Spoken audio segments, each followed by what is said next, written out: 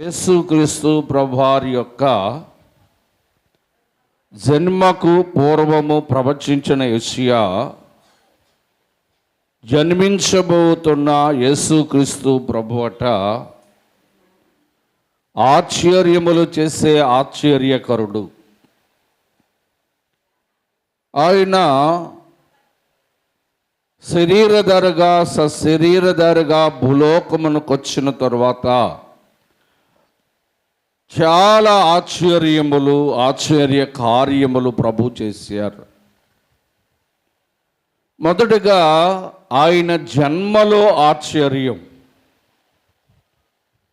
లోకాసువార్త 2వ అధ్యాయము, ఈ 2వ అధ్యాయం 17-18 వచనాలు మనం చూస్తే, వారు అంటే గొర్రె కాపరులు ప్రభువును చూసి ప్రభు కొరకు గొర్రె కాపరులు ప్రచురము చేసిరి. తమతో చెప్పబడిన సంగతులను గురించి విన్నవారందరూ ఆశ్చర్యపడిరి. ఏంటి ఆశ్చర్యము? గొర్రె కాపరులు ఏం చెప్పారు?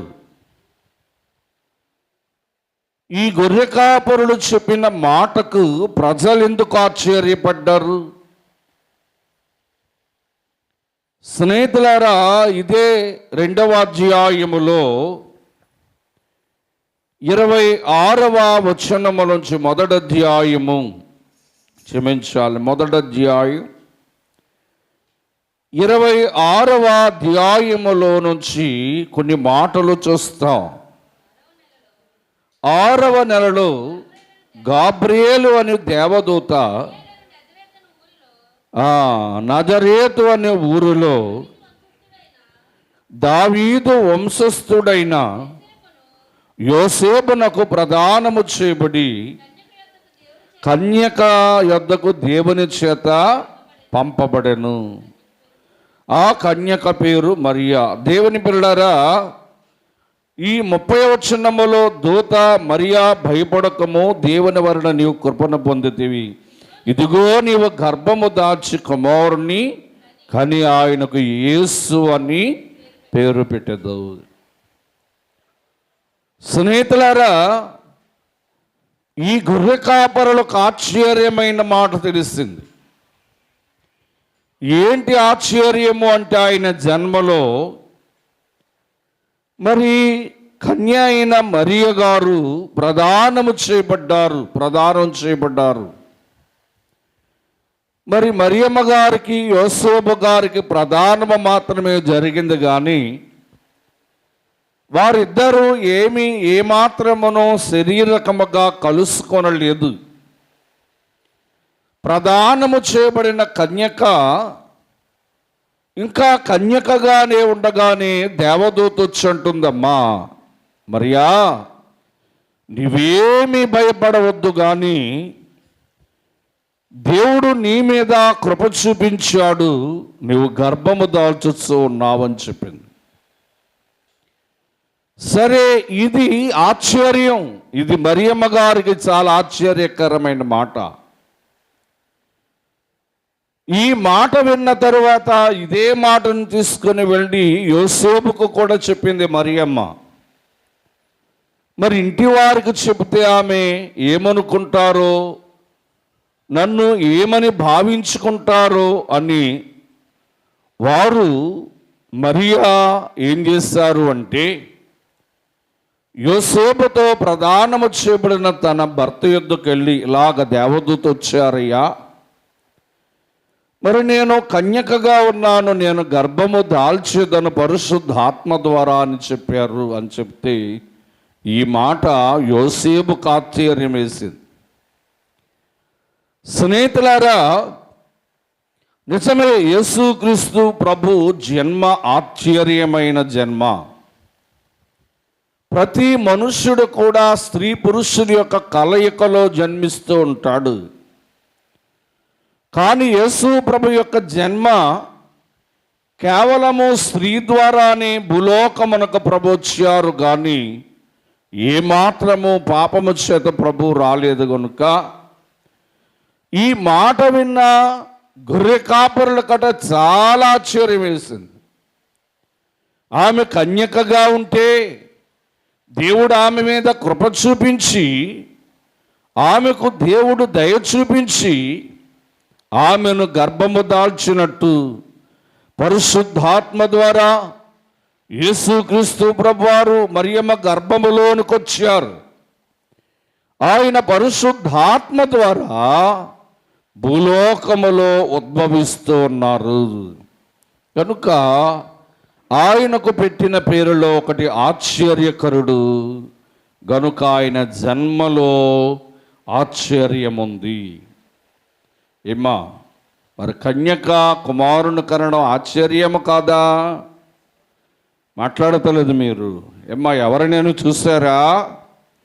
కన్యకగా ఉన్నవారు కుమారుని కనడం ఎవరిని మనము చూడం. ఇది విన్నవారికైనా చూసిన వారికైనా ఆశ్చర్యం. గొర్రె కాపరులు ఆనాడు ఆ ప్రాంతములో ప్రజలకు చెప్తుంటేనంట, ఇదిగో దేవదూత వచ్చింది, ఆయన మన కొరకు బాలుడుగా జన్మించాడనే మాట చెప్తూ ఉన్నప్పుడట ఆ విన్న ప్రజలందరూ కూడా ఆయన జన్మ కొరకు ఆశ్చర్యపడ్డారు. ఆయన ఆశ్చర్యకరుడు గనుక ఆయన జన్మలో ఆశ్చర్యకార్యం చూస్తాం. ఇక రెండవదిగా మత్తయి సువార్త 7వ అధ్యాయము, మత్తయి సువార్త 7వ అధ్యాయము 28వ వచనాన్ని చూద్దాం. యేసు ఈ మాటలు చెప్పి ముగించినప్పుడు జన సమూహములు ఆయన బోధకు ఆశ్చర్యం. దేవుని పిల్లారా, యేసు ప్రభువారట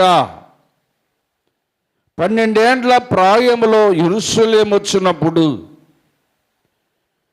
ఆ యెరూషలేములో శాస్త్రులు పరిసయ్యుల యొద్ద ప్రభు కూర్చొని వారికి బోధిస్తున్నప్పుడు ఆయన తల్లిదండ్రులైన వారు చూసి చాలా ఆశ్చర్యపడ్డారు. కనుక ఆయన బోధ ఆశ్చర్యకరమైన బోధ. చూడండి ఎలా బోధించువాడు అంటే, మార్కు సువార్త 1వ అధ్యాయం 27వ వచనములో ఉంటుంది. ఈయన బోధ కొత్తగా ఉందేంటి అనుకుంటున్నారంట. యేసు ప్రభువారి బోధ కొత్తగా ఉందంట.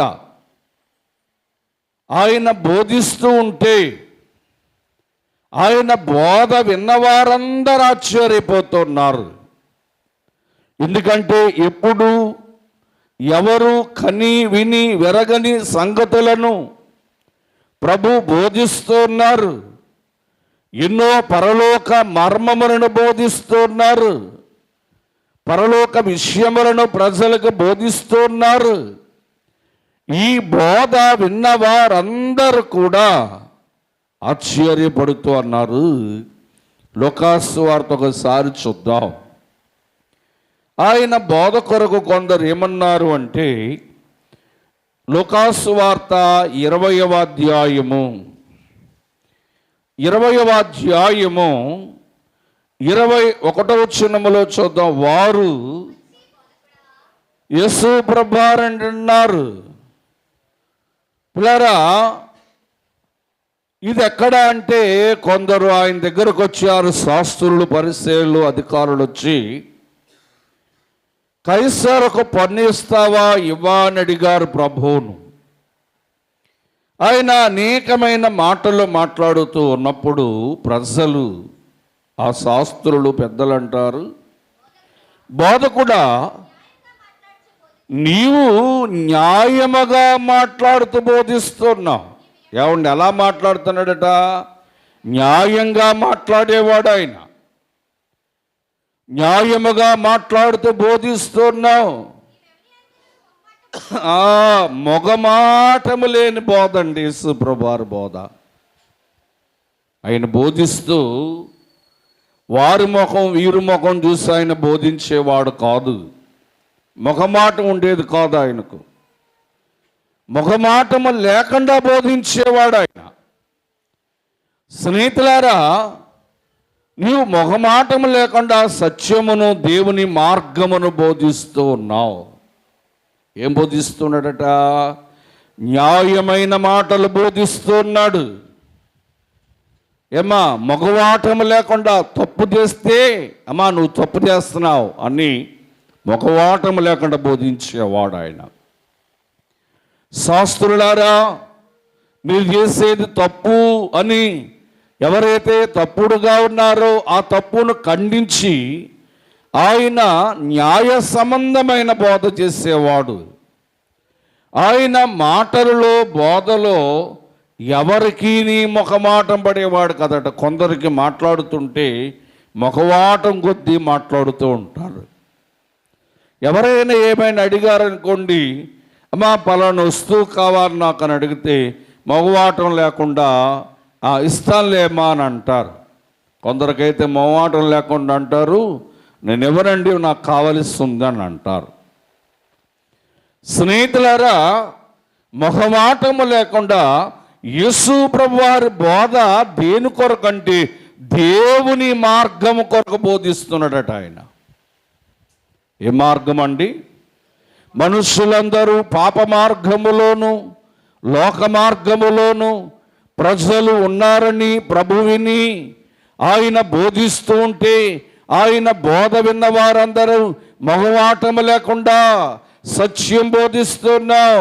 నీవు బోధించే బోధ దేవుని మార్గమునకు సంబంధించిన బోధ. దేవుని బిడ్డలారా, ప్రజలు అలాంటి బోధ ఎన్నడూ వినేవారు కాదు. ఆయన నిజముగా మొగమాటము లేకుండా తప్పును తప్పని ఖండించి, పాపాన్ని పాపమని ఖండించి బోధించే ఒక మంచి గొప్ప బోధకుడు, సద్బోధకుడు యేసుక్రీస్తు ప్రభువారు. ఆయన ఆశ్చర్యకరుడు అంటే ఆయన జన్మలో ఆశ్చర్యం చూస్తూ ఉన్నాం. తల్లి అయిన మరియా ఆమె కన్యకగా ఉన్నప్పుడే గర్భము దాచి కుమారుని కొనుట ప్రపంచమునకు ఆశ్చర్యం.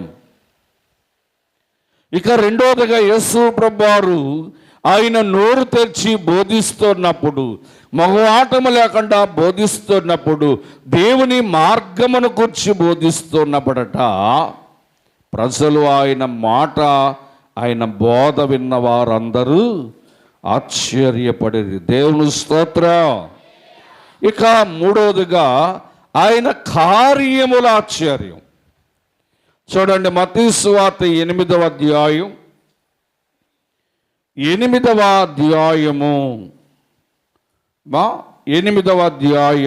24 నుంచి కొన్ని మాటలు. అమ్మా, అంతటా సముద్రము మీద ఏం లేచింది? తుఫాన్ లేచిందంట. యేసు ప్రభువారు పడవలో ప్రయాణం చేస్తున్నారు. అప్పుడు ఆయన శిష్యులు కలిసి పడవలో ప్రయాణం చేస్తూ ఉన్నారు. స్నేహితులారా, ఈ పడవ సముద్ర మధ్యలో ఉంది. ప్రయాణం చేస్తుంటే సముద్ర మధ్యలో తుఫాను వస్తుందంట. చాలా పెద్దగా గాలి వీస్తూ ఉంది, పెద్దగా వర్షం పడుతుంది. స్నేహితులారా, సముద్ర అలలు కదులుతూ ఉన్నాయి. యేసు ప్రభు శిష్యులట యేసు ప్రభు వద్దకు వచ్చి, ప్రభువా మేము నశించిపోతున్నామమ్మ, రక్షించవా అని ఆయనను అడిగారు. అందుకు ఆయన, అల్ప విశ్వాసులారా ఎందుకు భయపడుతున్నారని చెప్పి ఆయన లేచి సముద్రమును గాలిని గద్దించగా అది నిమ్మలమాయను. ఆ మనుషులు ఆశ్చర్యపడిరి. ఏమండి, యేసు ప్రభువారు లేచి, ఏమ్మా యేసు ప్రభువారు సెల్ సైలెంట్లో పెట్టుకోండి అమ్మా పిల్లరా. యేసు ప్రభువారు లేచి సముద్రాన్ని, గాలిని గద్దించారట.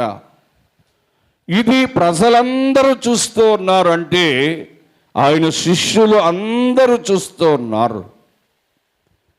ఎప్పుడైతే ఆయన లేచి సముద్రమును, గాలిని గద్దించాడో అది నెమ్మలమవగానే మనుషులందరూ అనుకుంటున్నారట, ఈయన ఎవరో సముద్రము, గాలి ఈయనకు లోబడుతుందని ఆశ్చర్యపడ్డారంట. ఇది ఎంత ఆశ్చర్య కార్యం!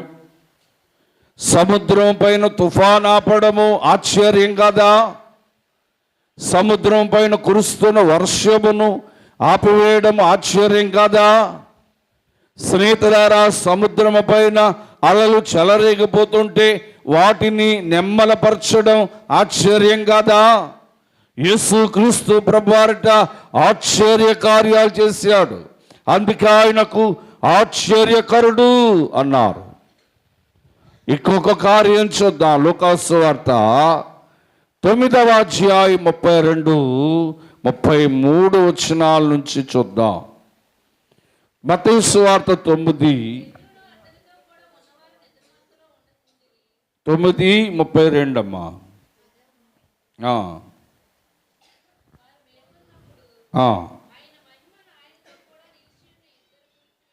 దేవుని పిల్లారా, వాక్యములో మనం చూస్తే ఒక అపవిత్రమైన ఆత్మను,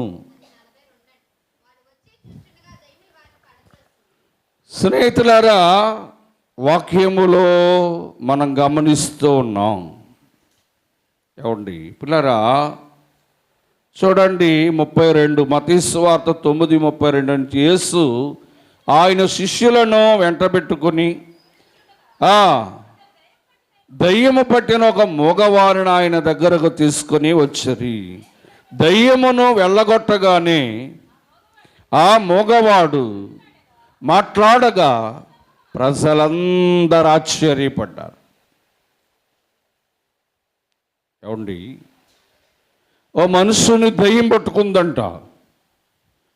దయ్యం పట్టుకుంటే ఆ మనుషుని యేసు ప్రభు దగ్గరకు తీసుకొచ్చారు. తీసుకొని వస్తే ఏమా వారందరూ ప్రజలు చూస్తూ ఉన్నారు. యేసు ప్రభు వారు ఆ దయ్యాన్ని గద్దించగానే, ఆ దయ్యాన్ని వెళ్ళగొట్టగానే ప్రజలందరూ చూసి ఆశ్చర్యపడుతున్నారట. స్నేహితులారా, యేసు ప్రభు వారు చేసిన ఆశ్చర్య కార్యాలు, సముద్రము పైన తుఫాను ఆపడం, సముద్రాన్ని నిమ్మలపరచడం ప్రజలకు ఆశ్చర్యమే. ఆనాడు చూసిన శిష్యులు, ఈయన ఎవరో, సముద్రము, తుఫాను ఆగిపోతూ ఉంది ఈయన మాటకని ఆయన శిష్యులు ఆశ్చర్యపడ్డారు. రెండవదిగా, జన సమూహమునుడనట దయ్యమును వెళ్ళగొట్టే ప్రభు ఆ ప్రజలు చూసామో ఈయన మాట ద్వారా దయ్యమును వెళ్ళగొడుతూ ఉన్నాడు. ఈ దయ్యం చూసారా, మోగ దయ్యం. ఏమండి, ఆ మనుషుని పట్టుకొని మోగవాణ్ణి చేసింది. యేసు ప్రభువారు ఆ దయ్యాన్ని వెళ్ళగొట్టగానే ఆయన ఆ మనుష్యుడు మాట్లాడుస్తూ సాగుతూ ఉన్నాడు. కనుక ఆయన ఆశ్చర్యకార్యం చేశారు. మరొక విషయాన్ని చూస్తే మత్తయి సువార్త 15వ అధ్యాయం 31 వచనాన్ని కూడా మనం చూద్దాం. ఆయన ఏ ఆశ్చర్యకార్యం చేశాడు. మోగవారు మాట్లాడుతున్నారు, అంగహీనులు బాగుపడుతున్నారు, కుంటివారు నడుచు ఉన్నారు, గుడ్డివారు చూస్తూ ఉన్నారు. జన సమూహం ఇది చూసి ఆశ్చర్యపడ్డారట. యేసు ప్రభు వారే కుంటివారు నడిపిస్తున్నారంట, గుడ్డివారికి చూపునిస్తున్నారంట, మగవానికి మాటనిస్తున్నారట, అంగహీనులను బాగు చేస్తున్నారంట. ఇవి చూసిన ప్రజలట యేసు ప్రభు ఎంత ఆశ్చర్యకార్యం చేస్తున్నాడని ప్రజలు ఆశ్చర్యపడుతూ ఉన్నారని. దేవుని పిల్లారా, ఆయన జన్మల ఆశ్చర్యం కనబడుతుంది, ఆయన బోధల ఆశ్చర్యం కనబడుతుంది. ఇక వాక్యములో చూస్తే ఆయన కార్యములు, సముద్రాన్ని గద్దిస్తే సముద్రము గాలి నిమ్మలమయ్యంట. ఇది చూసిన శిష్యులు ఆశ్చర్యపడ్డారు. జన సమూహములలో దయ్యాన్ని వెళ్ళగొడితే ఆ దయ్యము వెళ్ళగొట్టినప్పుడు ప్రజలు చూసి ఈయన మాట ద్వారా దయ్యాన్ని వెళ్ళగొడుతున్నాడని చెప్పి ప్రజలు ఆశ్చర్యపడ్డారు. ఇక కుంటివారు నడిపిస్తుండగా, గుడ్డివారికి చూపిస్తుండగా, చెవిటి వారికి వినికినిస్తుండగా, అంగహీనులను బాగు చేస్తుండగా ప్రజలు చూసి ఈయన ఎంత ఆశ్చర్య కార్యాలు చేస్తున్నాడు, అయ్యో ఎలాంటి రోగులను బాగు చేస్తున్నాడు అన్నట వారు దేవుని మహిమపరిచేది. ఎంత ఆశ్చర్య కార్యాలు చేశారు ప్రభు. ఆయన పేరు ప్రవచనములు అంటున్నాడు, ఆయన ఆశ్చర్యకరుడు. యేసుక్రీస్తు ప్రభువారు ఆశ్చర్యకరుడు. ఆయన జన్మలోను, ఆయన బోధలోను, ఆయన కార్యములు కూడా ఆశ్చర్య కార్యాలు. నీ బ్రతుకులో కూడా ఆశ్చర్య కార్యం చేయబోతున్నాడేమో. ఏమా, నువ్వు ఊహించలేని, నువ్వు తలంచలేని, నువ్వు అవ్వలేదు అనుకునే కార్యాన్ని దేవుడు ఆశ్చర్యంగా నీ బ్రతుకులో జరిగిస్తాడు. అందుకే ఆయన ఆశ్చర్యకరుడు. మనం అనుకుంటాం, ఈ కార్యం అవుతుందా, ఈ ప్రార్థనకు నెరవేర్పు వస్తుందా, ఈ జబ్బు తగ్గుతుందా, ఈ వ్యాధి పోతుందా, ఈ బలహీనత తగ్గుతుందా అని మనం అనుకుంటుంటే దేవుడు ఒక నిమిషములో, ఒక రెప్పపాటున నీ జీవితంలో ఒక గొప్ప ఆశ్చర్య కార్యం చేయగలడు. సహోదరులారా, యేసుక్రీస్తు ప్రభు ఆశ్చర్య కార్యములు చేశాడు. ఇక ఆయన పిలాతు యొద్ద నిలవబడిన సంగతిని చూద్దాం. ఆయన మౌనమే ఆశ్చర్యం అంట. మత్తయి సువార్త 27వ అధ్యాయం 13-14 వచనాలు మనం చూద్దాం. కాబట్టి పిలాతు, ఏమా యేసు ప్రభువారిని అడుగుతున్నాడు, యేసు వీరు నీ మీద ఎన్ని నేరములు మోపుతున్నారు, నీకు వినబడలేదా నేను? అయితే ఆయన ఒక్క మాటకైనను సమాధానం ఇవ్వలేదు గనుక పిలాతు ఆశ్చర్యపోయాడు. ఎవరినైనా ఏమా తప్పు చేయకుండా, నేరం చేయకుండా నువ్వు నేరం చేస్తావంటే వాళ్ళు మౌనంగా ఉంటారా? మాట్లాడతలేదు. చెప్పండి, మనం ఏ తప్పు చేయలేదు, ఏ నేరం చేయలేదు, కానీ 10 మందిలో నిలవబెట్టి, 10 మంది ముందర నిలబెట్టి నువ్వు ఈ తప్పు చేస్తావు, ఈ నేరం చేస్తావు అని మాట్లాడితే మనం మాట్లాడకుండా ఉంటామా? చెప్పాలి. దేవుని స్తోత్రం. ఏమా, ఇక మొత్తం ఆ ప్రాంతమంతా ఎగిరిపోయినంత పెద్ద పెద్ద కేకలేసి, నీ అవసరమైతే ఆ నేరాన్ని నిరూపించు, నేను ఎప్పుడు చేశానో, ఎప్పుడన్నానో ఆ మాట నిరూపించు అంట. లేనిపోని నేరములు యేసు ప్రభు పైన వేస్తుంటే ఆయన నోరు తెరవకుండా ఎలాగున్నాడట? మౌనంగా ఉన్నాడట. ఇది ఒక ప్రవచన నెరవేర్పు. యెషయా గ్రంథం 53వ అధ్యాయం 53వ అధ్యాయం 7వ వచనములో ఇది ఒక ప్రవచనము. యేసు ప్రభువారు దౌర్జన్యమునందెను, బాధింపబడినను నోరు తెరవలేదు. వదకు తేబడిన గొర్రె పిల్ల అంటే బలికి తేబడిన గొర్రె పిల్లయు, బొత్తే కత్తిరించు వాని యొద్ద గొర్రె పిల్లయు మౌనంగా ఉన్నది. దేవుని స్తోత్రం. ఇది ప్రవచనం. ఎవరి కొరకు ఈ ప్రవచనం? యేసు ప్రభు కొరకు. ఆయన గొర్రెపిల్ల గనుక ఆ గొర్రెపిల్లని యేసు ప్రభు అని బలి అర్పించాలి కనుక ఆయననట పిలాతు కోర్టులో నిలబడినప్పుడు ఎన్ని నేరములు మోపినా ఆయన చెప్పండి నోరు తెరవలేదు.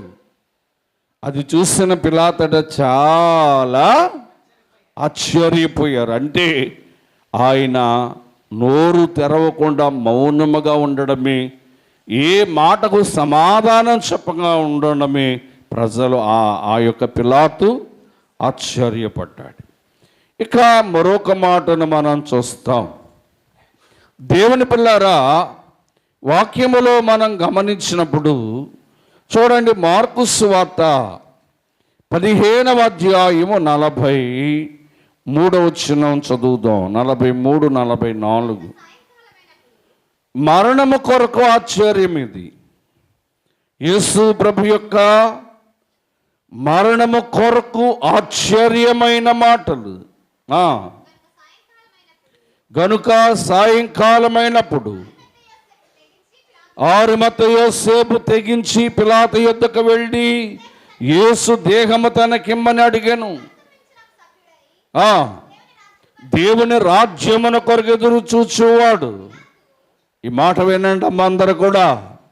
పిలాతు ఆయన ఇంతలోనే చనిపోయినా అని ఆశ్చర్యపడి, యేసు ప్రభువుని సిలువ వేసిన పిలాతు అంటున్నాడు, అయ్యయ్యో అప్పుడే చనిపోయాడా అన్నాడు. ఆయన మరణం ఆశ్చర్యం. ఏమ్మా ఎందుకు ఆశ్చర్యం అంటే, సిలువ వేసిన వారిట 7 రోజులు, బాగా వినాలి, 7 రోజులు సిలువ మీద వేలాడుతూ నీళ్లు ఆహారం లేక ఎండకు వెండి చనిపోతారట. 7 రోజులట. వారిని తాళ్లతో కడతారు, తాళ్లతో కట్టి సిలువేస్తారు. కానీ యేసు ప్రభు వారిని తాళ్లతో కాదు, మేకులతో కొట్టి సిలువ వేశారు. ఆ సిలువ వేసి సిలువ పైన వేలాడుతున్న రోజులు 7 రోజులుండి 7వ రోజున చనిపోతారట సిలువ వేయబడిన వారు. అందుకే పిలాతు అంటున్నాడు, అయ్యయ్యో అప్పుడే, అప్పుడే ఎన్ని గంటలకు చనిపోయాడు? చూడండి, మార్కు సువార్త 15వ అధ్యాయం 25వ వచనములో ఆయన రమారమి 9 గంటలకు సిలువ వేయబడ్డాడు. ఎన్ని గంటలకమ్మా? 9 గంటలకు, ఉదయం 9 గంటలకు సిలువ వేయబడ్డాడు. మరి ఎప్పుడు ప్రాణం ఇచ్చాడంటే లోకాసు వార్త 23, లోకాసు వార్త 23 44 నుంచి 46 వచనాలు చూద్దాం. అప్పుడు రమారమి మధ్యాహ్నమాయను, అది మొదలుకొని 3 గంటల వరకు. దేవుని స్తోత్రం, దేవుని స్తోత్రం. పిల్లరా, ఎప్పుడైనా మధ్యాహ్నం 3 గంటలకు చీకటి అవ్వడం చూసారా మీరు ఎవరైనా? మధ్యాహ్నం 3 గంటలకు చీకటి అవుతుందా? చెప్పండి, మధ్యాహ్నం 3 గంటలకు చీకటి అవుద్దా? అవ్వదు. ఇంకా కిందకి చదవండి ఆ మాట. అప్పుడు సూర్యుడు కనబడడం లేదంట. ఏమండి, సైనికులు యేసు ప్రభువుని సిలువ వేశారు. ఎన్ని గంటలకి చెప్పాలి? 9 గంటలకు సిలువ వేశారు. మధ్యాహ్నం 3 అయ్యేటప్పటికి 7 గంటలైంది. ఆయన సిలువ వేసి ఎన్ని గంటలైంది? అప్పటికి 7 గంటలైంది. ఈ మధ్యాహ్నం 3 అయ్యేటప్పటికట సూర్యుడు కనబడడం లేదంట. ఏమండి, సూర్యుడు కనబడక ఆ ప్రాంతం అంతా ఏమైపోయిందంట? చీకటిగా అయిపోయిందంట. అక్కడ ఉన్న ప్రజలు, ఆ సైనికులు వారందరూ ఆశ్చర్యపడుతున్నారు. డేటి మధ్యాహ్నం 3 గంటలకే చీకటైపోయింది, సూర్యుడు కనబడకుండా పోయాడేంటి? ఇది ఎక్కడ ఆశ్చర్యం? ఏమా సూర్యుడు కనబడడం లేదు, దేశమంతా మిట్ట మధ్యాహ్నమే చీకటైపోయింది. అప్పుడు పిలాతు అంటున్నాడట, అయ్యో ఇంతలోనే చనిపోయాడా? 7 రోజులు ఆయన సిలువపై నుండి చనిపోవాలి కదా, ఇంతలోనే చనిపోయాడా? ఉదయము 9 గంటల నుంచి మధ్యాహ్నం 3 గంటల లోపలనే ప్రాణం విడిచాడా? అందుకా ఈ చీకటి, అందుకా సూర్యుడు కనబడడం లేదు. ఆయన సృష్టికర్త గనక ఆయన మరణాన్ని సృష్టి చూడకుండా పారిపోతుంది. దేవుని పిల్లారా, సూర్యుడు పారిపోయాడు, ఎందుకంటే నీతి సూర్యుడైన ప్రభు శిలువ పైన ప్రాణం విడిచాడు. ఆయన మరణము ఆశ్చర్యం. మహాభూకంపం వచ్చిందంట. ఆయన ప్రాణం విడవగానే చీకటి కమ్మింది, సూర్యుడు కనబడకుండా పోయాడు, మహాభూకంపం వచ్చింది. దేవాలయపు తెర మధ్యకు తిరిగిపోయింది, సమాధులు ఉన్నవారు అనేకులు లేపబడ్డారు. ఇదంతా చూస్తున్న వారందరూ కూడా యేసు ప్రభు యొక్క మరణము కొరకు చాలా ఆశ్చర్యంగా చెప్పుకున్నారు, ఎందుకంటే ఆయన ఆశ్చర్యకరుడు. ఆయన మరణములో ఆశ్చర్యం, ప్రపంచమే ఆశ్చర్యపడింది. దేవుని పిల్లారా, కనుక ఆయన ఏదైనా బైబిల్లో ఒక పేరు ఉందనుకోండి, ఆయనకు ఆ పేరుకి ఎంత అర్థం ఉంటుంది బైబిల్లో. ఏదో మనం చదివేసుకుంటాం, ఆశ్చర్యకరుడు, ఆలోచనకర్త అని. కనుక ఆయన జన్మల ఆశ్చర్యం, ఆయన బోధల ఆశ్చర్యం, ఆయన కార్యముల ఆశ్చర్యం, ఆయన పిలాతు ఎదుట నోరు తెరవకుండా నిలవబడమే ఆశ్చర్యం, ఆయన మరణం ఆశ్చర్యం, ఇక ఆయన పునరుద్ధానం ఆశ్చర్యం. చూద్దాం, ఆ మాటను చెప్పి వాక్యాన్ని ముగించేస్తాను. లూకాసు సువార్త స్నేహితులారా 24వ అధ్యాయం 12వ వచనాన్ని చూద్దాం. అయితే యేసు ప్రభువారు సిలువ వేయబడ్డాడు, సిలువలో ప్రాణం విడిచారు, ఆయనను సమాధి చేశారు. ఆదివారం తెల్లవారుజామున ఆ సమాధి యొద్దకు పేతురు వెళ్ళాడు. పేతురు సమాధి యొద్దకు పరిగెత్తుకొని పోయి ఆ సమాధిలోనికి వంగి చూడగా నార బట్టల మాత్రం విడిచి ఉండుట కనబడినది జరిగినదని గుర్తించి అతడు ఆశ్చర్యపడి ఇంటికి వెళ్ళిపోయాడు. ఏమండి, యేసు ప్రభువారిని సమాధి చేసిన వారిలో పేతురు కూడా ఉన్నాడు. ఆ సమాధిలో పెట్టినప్పుడు ఆయన శవమునకు నారబట్టు చుట్టినప్పుడు ప్రభువుకు సమాధిలో తలకట రుమాలు కట్టి పెట్టినప్పుడు ఇవన్నీ చూస్తున్నవాడెవరు? పేతురు. ఇవన్నీ చూస్తున్నవాడెవరు? పేతురు. ఆదివారం వచ్చేటప్పటికట ఆ సమాధికున్న పెద్ద రాయి, ఆ సమాధికి అడ్డుగా ఉన్న పెద్ద రాయి దొరిలింపబడింది. సమాధిలోని గట్ట లోనకు కూడా వెళ్ళలేదు, బయట నుంచి ఇలా వంగి చూశాడు. ఇలా వంగి చూడగానే సమాధి ఖాళీగా ఉంది.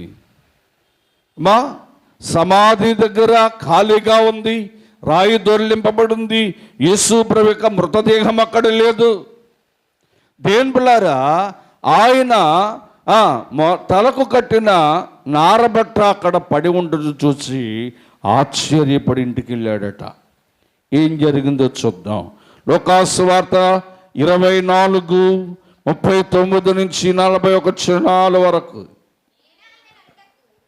నేనే ఆయన ననుటకు మా అబ్బో, ఇంకో కొంచెం ముందుకెళ్దామా? 38 చూడండి. అప్పుడు ఆయన, మీరెందుకు కలవరపడుచున్నారు? మీ హృదయములో సందేహం పుట్టనేలా నేనే ఆయన అనుటకు నా చేతులను నా పాదములను చూడండి, నన్ను పట్టుకొని చూడండి. మాంసమును వాళ్ళకి యేసు ప్రభువారిని ఏమనుకుంటున్నారు వాళ్ళు?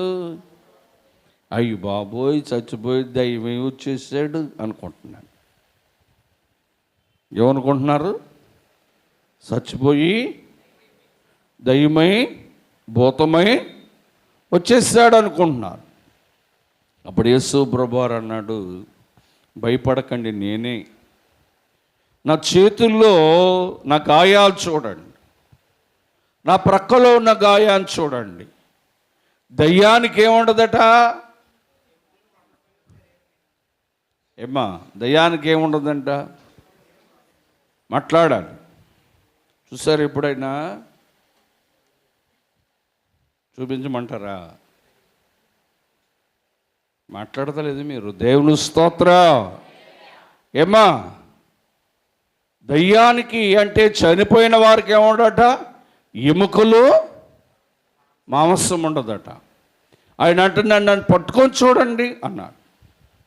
ఇది ఎప్పుడంటే సమాధిలో నుంచి ఆయన పునరుద్ధానుడైన తరువాత. సరే, వారు వచ్చారు. తన చేతులను తన పాదములను వారు చూసి, అయితే వారు సంతోషంగా ఇంకను నమ్మలేక ఆశ్చర్యపడ్డారు. దేవుని స్తోత్రం. నమ్మడం లేదంట. ఇంకా యేసు ప్రభువారు మరణం నుంచి లేచాడని నమ్మడం లేదంట. ఏం చేశారట? చేతులు చూశారట. ఆ చేతులు ఏమున్నాయి? మేకులో గుర్తుంది. చేపట్టుకొని ఇలాగ నలిపి చూశారు. చేతిలో గాయం చూశారు. ఏమ్మా స్నేహితులారా, కాళ్ళు కూడా చూశారంట. మరి మా బైబిల్ క్లాసుల్లో మేము ఏదైనా చూడాలని అంటే, వెళ్ళండి అయ్యా, ప్రార్థన చేయండి, ప్రభువుని చూద్దురులే అన్నారంట. సరైన గదిలోకి వెళ్ళారంట. గదిలోకి వెళ్ళి ప్రార్థన చేస్తుంటే ఆ గదిలోనికి చాలా వెలుగుగా ప్రభు దిగొచ్చారంట. చూశారంట. వీరు చూసి, ఏమండి చూశారంట. చూసి అయ్యగారి దగ్గరకు వచ్చి, అయ్యగారండి ప్రభువుని చూసామండి అన్నారంట. అంటే అయ్యగారు అన్నారట, ప్రభువుని చూసారా అన్నారంట. చూసాం అయ్యగారు అంటే, ఎలా ఉన్నారు అంటే, అబ్బో చాలా వెలుగుగా ప్రకాశవంతంగా ఉన్నారండి అన్నారట. సరే, మరలా వెళ్ళి చూడండి. ఏంటి మరలా చూడమన్నారు అయ్యగారని? మరలా వెళ్ళి మరలా ప్రార్థన చేస్తూ ఉంటే మరలా ప్రభు వచ్చి మరలా కనబడ్డారట. చాలా వెలుగుగా ప్రకాశవంతంగా కనబడుతున్నారంట. మరలా బయటకు వచ్చి, అయ్యగారండి ప్రభువుని చూస్తామండి అన్నారంట. ప్రభువుని చూసారా? చూస్తాం అయ్యగారు అన్నారు. అహో, అయితే ఈసారి మరలా వెళ్ళి ప్రార్థన చేసి ప్రభు వస్తే, ప్రభువా నీ గాయాలు చూపించు ప్రభువా అని అడగండి. ఏమడగమన్నారు? ఏం చూపించమని అడగమన్నారు? అప్పుడు వీళ్ళు అన్నారంట, అయ్యగారండి ప్రభువుని అడగొచ్చు అంటే, అడగండి అబ్బాయి, తప్పే లేదన్నారంట. సరే, మరల గదిలోకి వెళ్ళారు. గదిలోకి వెళ్ళి ప్రార్థన చేస్తున్నారు. ఈ లోపల వెలుగుగా ప్రకాశవంతంగా ప్రభు వచ్చారు. ప్రభు వస్తే, ప్రభువా నగేశు.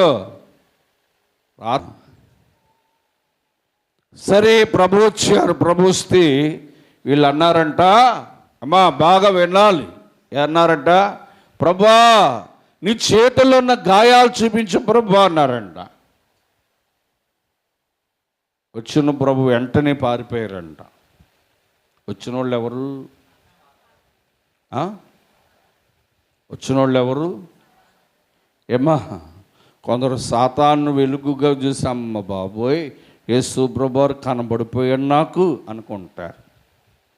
ప్రభువు మనకు కనబడితేనంట మనము అడగడం తప్పు లేదంటే ఏమనంటే ప్రభా నిజముగా నీవే అయితే నీ శిష్యులకు ఆనాడు నీ చేతులకున్న గాయాలు చూపించినట్లుగా నీ పాదములకున్న గాయాలు చూపించినట్లుగా నాకు గాయాలు చూపించు ప్రభా అని అడగాలి.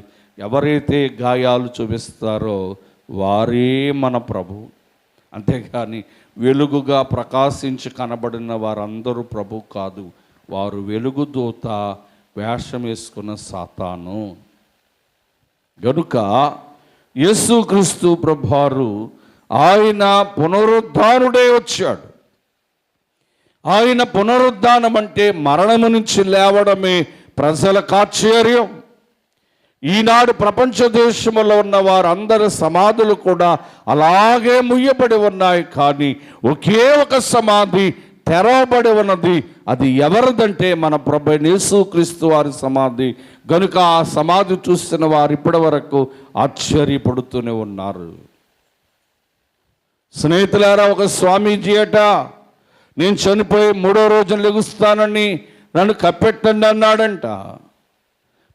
బోధల ఆశ్చర్యం, ఆయన కార్యముల ఆశ్చర్యం, ఆయన మౌనంగా ఉండడం ఆశ్చర్యం, ఆయన జన్మల ఆశ్చర్యం. గనుక ఆయన ఆశ్చర్యకరుడు. చివరి మాటగా చూస్తే కీర్తన గ్రంథం 72వ దావీదు కీర్తన 18వ వచనాన్ని మనం చదువుకుందాం. 72వ దావీదు కీర్తన 18వ వచనాన్ని చదువుకుందాం. దేవుడైన యెహోవా, ఇశ్రాయేలు దేవుడైన యెహోవా స్తుతింపబడునుగాక. ఆయన ఒక్కడే ఆశ్చర్య కార్యాలు చేసేవాడు. దేవుని స్తోత్రం. ఏవండి, మీకు ఎవ్వరికి ఏ కార్యం వద్దనుకుంటే ఏంటంటే చెప్పండి. దేవుడు మనకేం చేయాలా? ఈ కొన్ని నెలలు తారీఖు ఎంత? 21. ఇంకా ఎన్ని రోజులు ఉంది కొత్త సంవత్సరం రావడానికి? ఈ 11 రోజుల్లో దేవుని జీవితంలో ఒక ఆశ్చర్య కార్యం చేయబోతున్నాడు. దేవుని స్తోత్రం, దేవుని స్తోత్రం. మనం నమ్మాలి. ప్రభా, ఇక వచ్చే దినములలో నా జీవితంలో ఆశ్చర్య కార్యం చేయను ఆయన.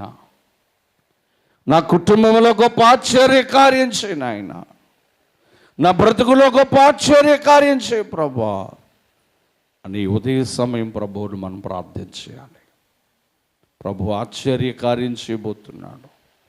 నీ బలహీనత నుంచి నిన్ను విడిపించి, నీ వ్యాధి రోగము నుంచి విడిపించి, దేవుని పిల్లరా నీవు అనుకునే కార్యాన్ని దేవుడు జరిగించి, నీ అప్పును తీర్చి, నీ మనస్సునకు శాంతినిచ్చి, నీ బిడ్డకు కృపనిచ్చి, నీ భర్తకు మార్పునిచ్చి దేవుడు ఆశ్చర్య కార్యం చేయబోతున్నాడు.